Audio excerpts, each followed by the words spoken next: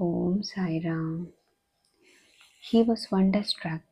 His eyes were bedewed with tears, and he fell at Baba's feet again. Mr. Job was also curious about this direction.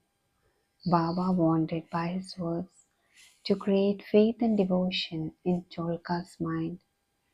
He hinted as it were that he got the sugar candy as per his vow, and that he knew fully well his secret determination not to use sugar in his diet. Baba meant to say, if you spread your palms with devotion before me, I am immediately with you day and night. Though I am here physically, still I know what you do beyond the seven seas. Go wherever you wish over the wide world, I am with you. My abode is in your heart, and I am within you. Always worship me, who is seated in your heart, as well as in the hearts of all beings. Blessed and fortunate indeed is he who knows me thus. What a beautiful and important lesson Baba had thus imparted to Mr. Cholkar. Two lizards. Now we close this chapter with the story of two little lizards. Once Baba was sitting in the masjid. A devotee sat in front of him. When a lizard ticked.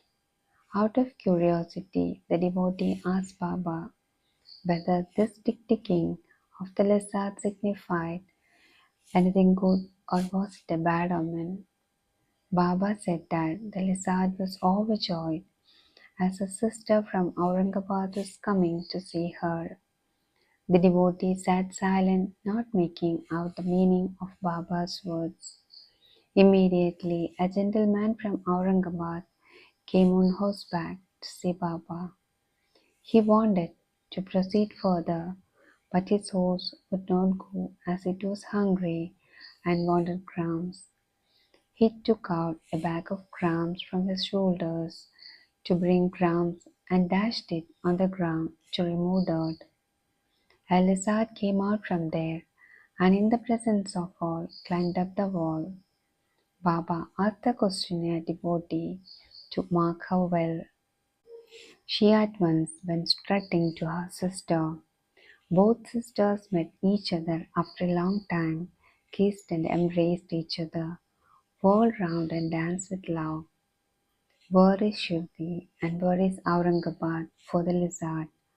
How should the man on horseback come there from Aurangabad with the lizard? And how should Baba make the prophecy of meeting of the two sisters? All this is really wonderful and proves the omniscience, the all-knowing nature of Baba. He who respectfully reads this chapter or studies it daily will get all his miseries removed by the grace of the Sadguru Sai Baba. Bodhi Sri Sai, peace be to all.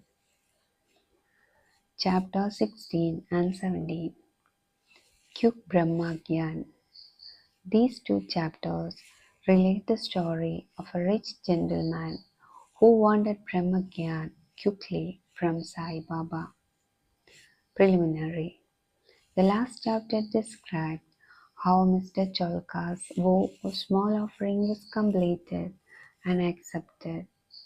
In that story, Sai Baba showed that he would accept with appreciation any small thing offered with love and devotion. But if the same thing was offered with pride and haughtiness, he would reject it.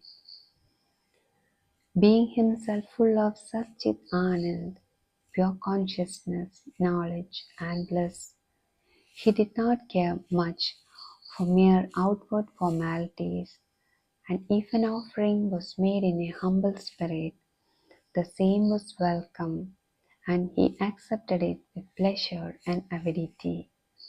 In fact, there is no person more generous and benevolent than a Sadguru like Sai Baba. He cannot be compared to the Chindamani jewel, the Kalpadaru, the celestial tree which fulfills our desires, or the Kamadhenu, the celestial cow which yields what we desire. They give us only what we desire, but the Sadguru gives us the most precious thing that is inconceivable and inscrutable, the reality. Now let us hear how Sai Baba disposed of a rich man who came to him and implored him to give him Brahmagyan. There was a rich gentleman. Unfortunately, his name and whereabouts are not mentioned, who was very prosperous in his life. He had amassed a large quantity of wealth, houses and lands, and had many servants and dependents. When Baba's fame reached his ears, he said to a friend of his that he was not in want of anything, and so he would go to Shirdi and ask Baba to give him Brahmagyan, which if he got would certainly make him more happy. His friend dissuaded him, saying, "It is not easy to know Brahma, and especially so for an avaricious man like you, who is always engrossed in wealth, wife, and children. Who will in your quest of Brahmagyan satisfy you, who does not give away even a paisa in charity?" Not minding his friend's advice, the fellow engaged a return journey to Tonga and came to Shirdi. May Sai Baba bless all those who are listening to the Sai Satcharita. Om Sai Ram.